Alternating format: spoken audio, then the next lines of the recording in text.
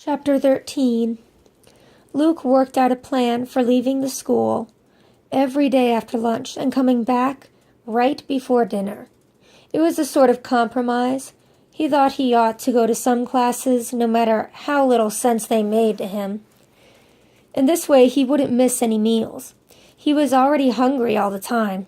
He already had trouble keeping his fancy Baron pants hitched up on his scrawny frame. The first day he left, he slipped out while the hall monitor was looking the other way. He knew now that none of the other boys would even notice. So easy, Luke thought to himself as he jogged across the lawn to the woods. Why don't all the boys escape out here? He decided it wasn't worth troubling himself with unanswerable questions. The sun was shining, and he could tell that even the leaves that had been curled up in tiny a week earlier were full-grown and spread out now. High overhead, the arc of tree limbs in some parts of the woods blocked out the sky completely. It's like a cave, Luke thought. But that reminded him of hiding and cowering indoors. He moved out into a clearing where grass struggled to grow through last fall's dead leaves. It looked like there was a raspberry plants, too, mostly buried in the tangled brush. Raspberries, Luke whispered, his mouth watering. Mother grew raspberries back home, and every June she kept a whole family stuffed with raspberry pies and cakes and breads. She made raspberry jam, too, and spread it out on their toast and spooned it into their cornmeal mush all year long.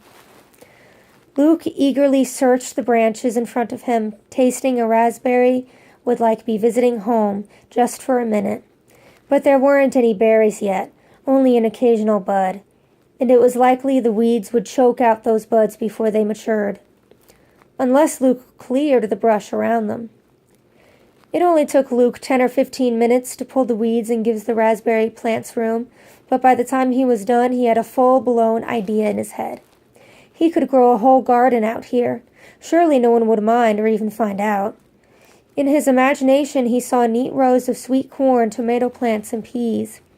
He could put strawberries and blueberries at the side of the clearing, where they'd get some shade. He'd wanted beans, too. Squash wasn't practical because it wasn't much good raw. But there was always cucumber and zucchini, cantaloupe and watermelon. Luke's stomach growled.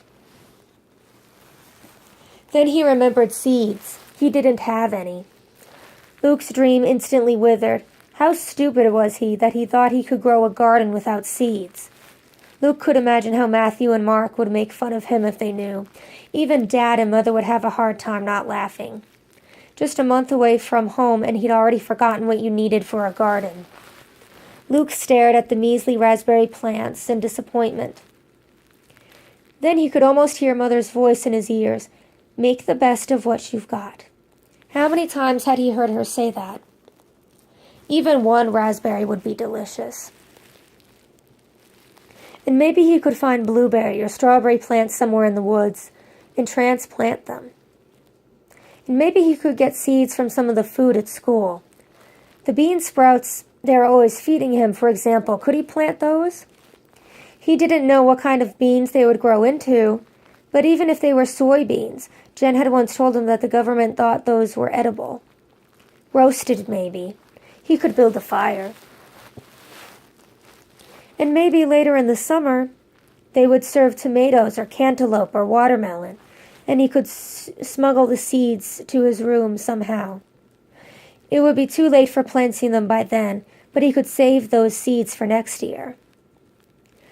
It made Luke's throat ache to think of staying at Hendrick's school a whole year without his family, a whole year of grieving for Jen, a whole year of not speaking to anyone but Jackal Boy, a whole year of having nothing but a fake name and clothes that didn't fit.